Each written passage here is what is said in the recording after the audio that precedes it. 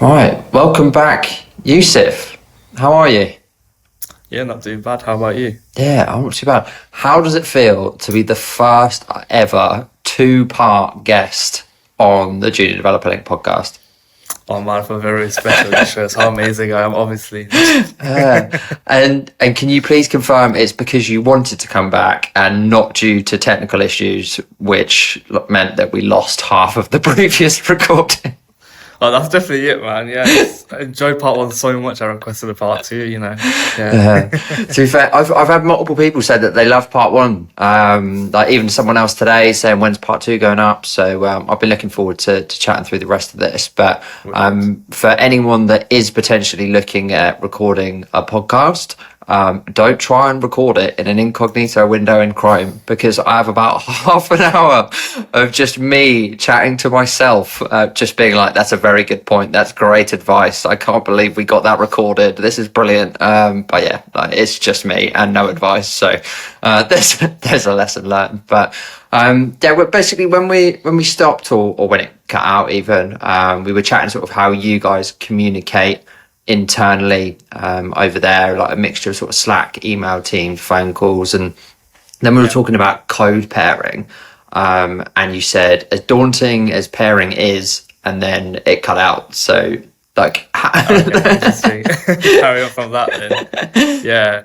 I mean, I can try and like fill in the gap there. So as daunting as pairing is, just pretend you just watched part one, you've gone to part two. No, yeah, I think initially pairing can be quite difficult, especially if you're like new to the industry, because pairing is not only trying to like solve the actual technical problem, but also voice like what you're thinking, and that as a combination initially can be quite difficult. I think the way that I approach pairing is, well, if we talk about what pair programming is, it's where you've got two people in a room, like a Google Meet, for instance. You're both sort of coding towards the same ticket, so you're solving the same problem together. The idea generally is that one person does what's called the driving, where like they do the typing, and then the other person does what's called like navigating, which is like guiding the person that's typing like to what to type, where to look in the code. So it's a collaborative exercise. What that requires though is like being able to like voice your thoughts and opinions as you're kind of going through. So whether you're the driver doing the coding or the navigator who's voicing like what needs to happen next, like you need to be able to collaborate like that. And the way that I see it now versus how I used to see it is it's essentially like an extra brain. Like imagine if you're trying to solve something on your own, there's a chance you'll get stuck at some point. But then if you've got someone else on the call, especially if it's someone more senior, which chances are it will be if you're a junior engineer, you've easily got that person to just voice that thought as soon as it comes into your head, as opposed to having to find a problem on your own, then write out a message to go and send to somebody. Because I'm talking in a remote situation, which most jobs are. Chances are when you get stuck and you're on your own, you'll be sending out a message to somebody. Whereas if you're in a pair programming call, the other person's live there. They know what code you're looking at. They're part of the problem themselves, so they're probably already seeing what the issues are, and they're therefore able to help you. So I don't see it as much of a daunting thing as I used to, because I used to see it as they're staring at me coding, and I'm going to forget how to type and forget how to like write a variable and little things like that. Initially, it's hard. Like you kind of figure out how to type, but then you get past that pretty quickly. So yeah, for sure. So it's definitely like a kind of two heads are better than one, as opposed to feeling judged and having to do everything right. Because I think, like you said, if you're with someone more senior, they might see something that you haven't, or even just you might see something that a senior doesn't, because of just the way that you process things, I guess. So like, I guess it is a very useful way of working, and it's coming up more and more in interviews as well now. So how would you say, if someone's never done pair programming before, and as part of like an interview for their first job, they want to do sort of like pair programming as part of that, what would you give as the best bit of advice as to sort of like how to prep and go about sort of that interview? Yeah, that's a good question. So I've been in a couple of these scenarios myself, and I think the main thing that the interviewers are looking for is not necessarily someone that's going to come in and just solve the problem start to finish within a few minutes. It's more of an exercise to see how you break down a problem and sort of how you think. So you might not actually get to the sort of correct desired result at the end, which is completely fine. It's more about the journey to getting there. So I can give maybe two examples of like one that one example that might not be as good as the other one. So if you start with the example that's probably not as good, you enter this pair programming interview, you sit there and you look at the problem, and then I guess you kind of just start like coding and trying to figure it out, but you're in complete silence. So it's essentially them just staring at you, doing some code, and they have no idea what you're thinking or processing. And even if like the problem is simple enough that you can go ahead and just start coding, they'd much rather probably hear like your thought process to like what you're about to type. So even just when you're scanning the problem, just, thinking, if there's any questions you can come up with while you're reading, you're like, oh, this doesn't make sense, let me ask. That doesn't make sense, let me ask. Like, don't feel afraid to start asking questions like right from the beginning. So if you spot something that doesn't quite make sense, or even if your brain, you're just struggling to process it because you're in the interview scenario, or it just doesn't make sense, just ask, because that's one of the key things that they look out for, people that can ask questions when they get stuck. So that's one big thing.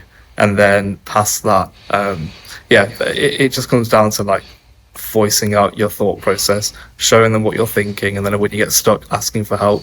And even if you don't get to the end result, in day-to-day programming, like on the job, it's very, very communicative. Like, you need to be able to explain what you're thinking, even if you don't know the answer. Just knowing when to say, right, I'm kind of stuck, I don't know what's going on at this point, like, what would you suggest? So use them as like a guidance and help, because that's what the pair programming situation is there for. So yeah, don't go into it thinking you need to sit and just like code the solution on your own, because that's just not what the nature of pair programming is. Yeah, for sure. And I think they're not necessarily, like you say, looking for the correct solution. Like I've seen some that they start you and it's halfway through a problem, and they want to see where you take it from there within an hour, not necessarily even for you to finish it, just sort of like where you would take it within an hour from this point to where you get to.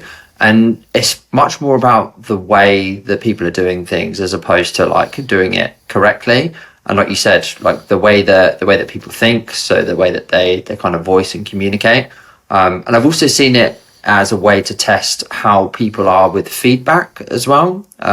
So some people have said that no matter how well people do on these interviews, sometimes they'll critique and be like, have you thought about like how else could you have done it? Even if they've done it the best way possible, they'll say to every single person, how else could you have done it? Had you thought about doing it this way? All of that kind of stuff, to see if they're the type of person that can take feedback and can essentially work with, as opposed to like you said, them sitting there and getting the problem within 10 minutes in silence. They'd much rather someone that talked through how they did it and maybe struggled, but is someone that they can see, particularly for a junior role, can learn and collaborate with a team and take feedback and all that kind of stuff.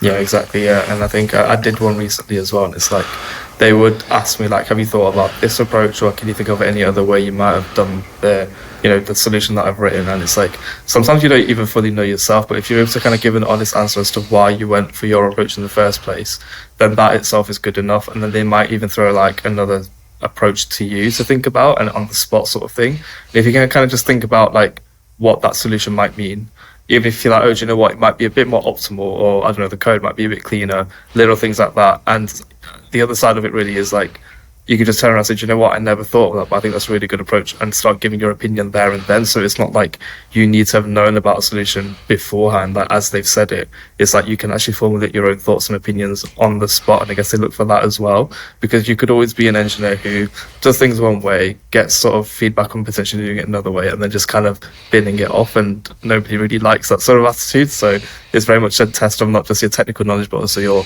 attitude towards approaching problems and being in a collaborative environment where there are going to be multiple ways to solve a problem, and that's absolutely fine. Just how you as an engineer deal with that and take that feedback on.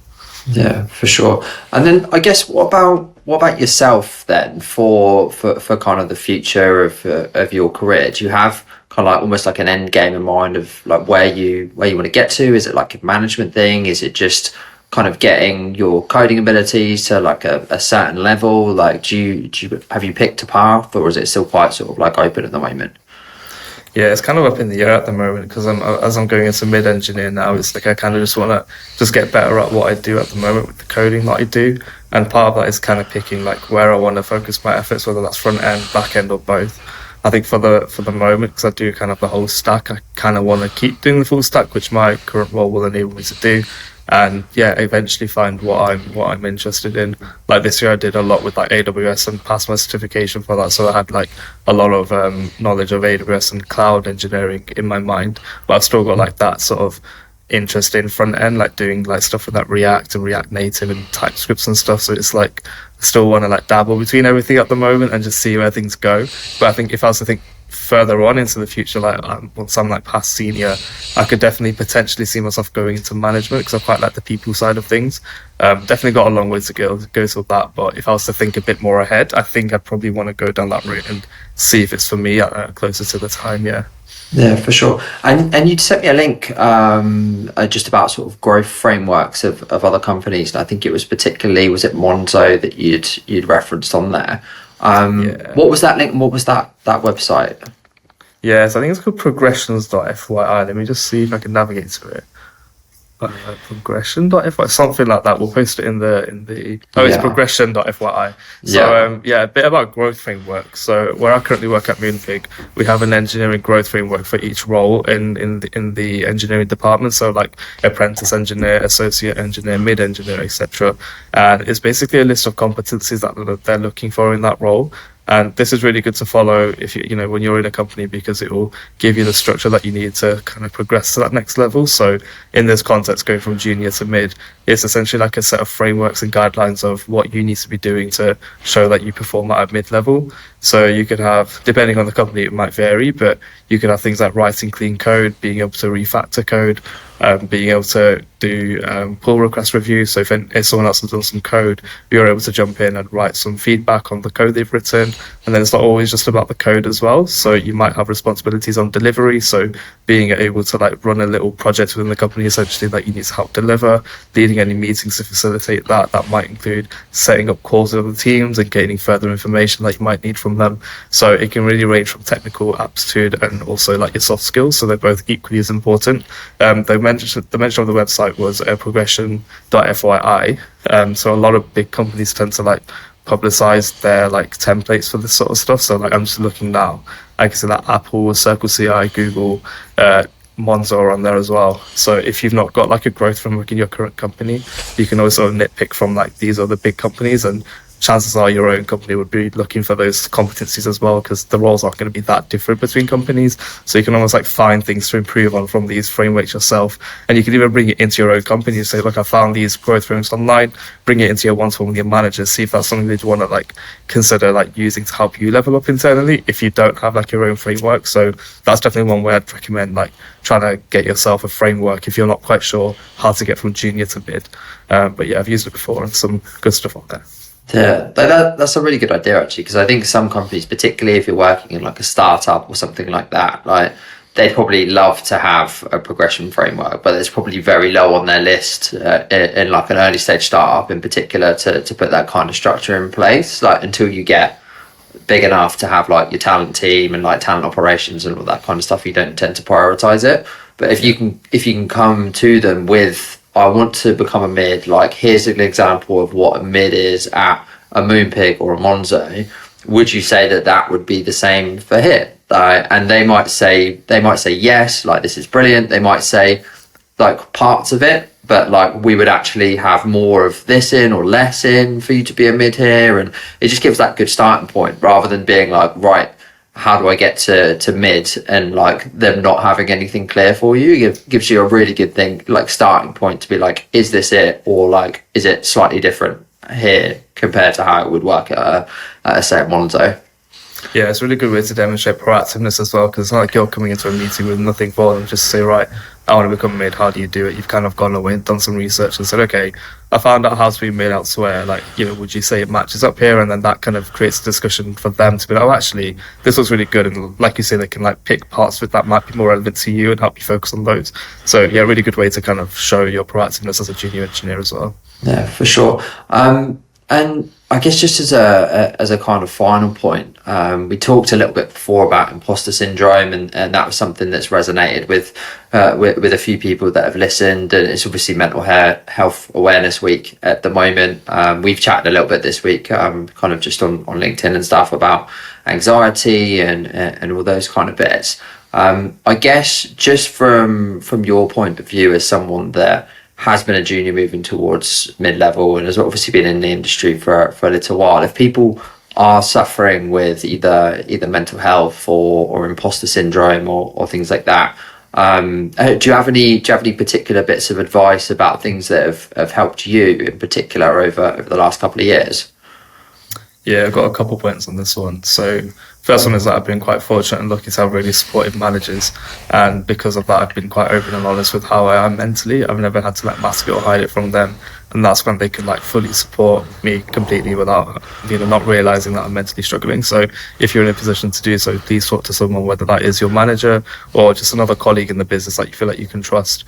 And I think just getting it out can help, because then at least one person in the business is aware of your internal struggles that no one is really seeing, and that means that if you are having an off day or if you are struggling a bit, you've got just that one person you can lean on who can just jump in and help. Obviously, if it's your manager, that would be the best case scenario, because they're kind of the ones directly looking after you. And if it can't be them, that's absolutely fine. Just anyone in the business that you're close with and you trust, can definitely help. And then the next one really is just to look at the data and evidence around you for your performance as opposed to what you think of yourself.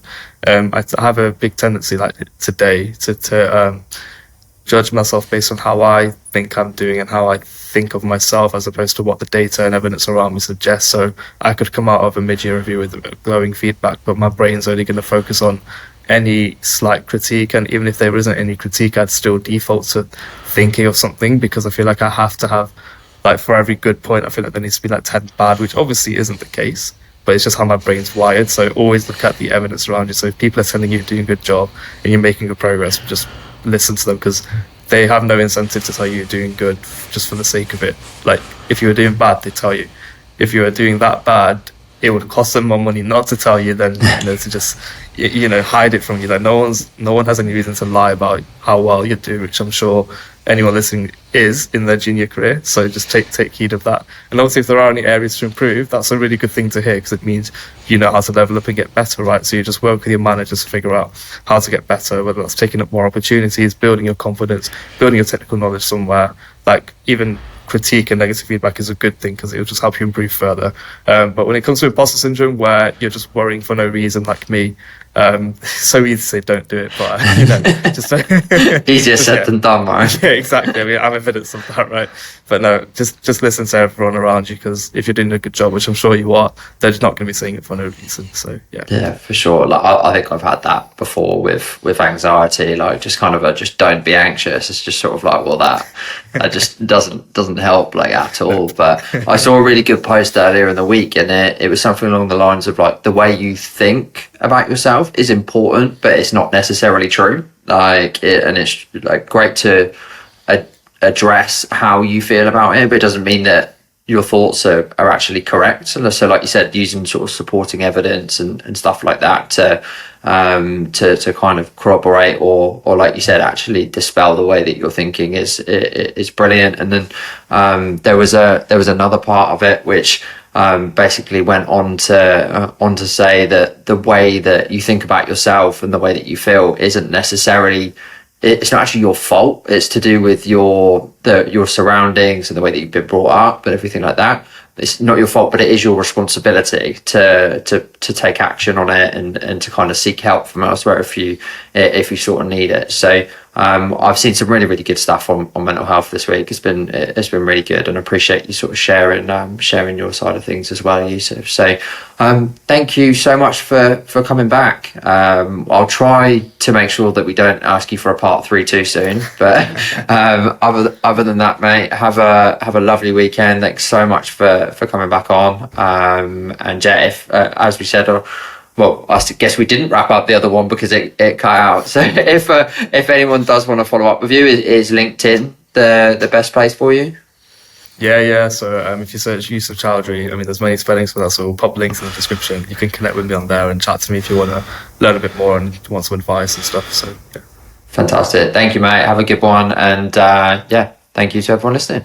Cool. Yeah, thanks everyone listening. Take care. Bye.